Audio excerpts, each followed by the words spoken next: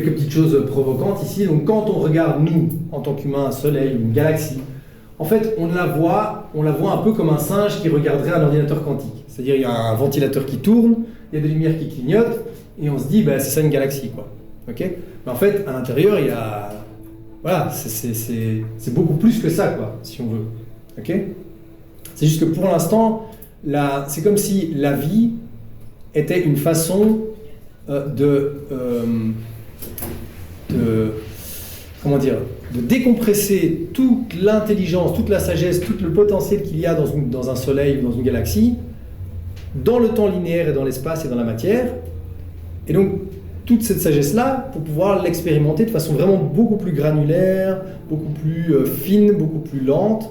Mais c'est déjà là, cette sagesse. Elle est déjà là, elle n'est juste pas actualisée. C'est comme je vous ai expliqué, ce qu'il y a dans votre tête, votre imagination.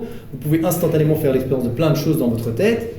Mais ici, dans la matière, si vous voulez expérimenter ces mêmes choses, ça va prendre du temps. Et vous devez l'insérer dans la cause à effet, le temps linéaire, la matière, etc.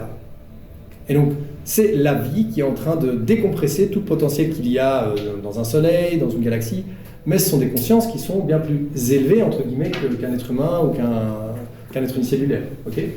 C'est juste qu'elles n'ont pas encore pris forme, elles n'ont pas encore pris forme à travers la vie.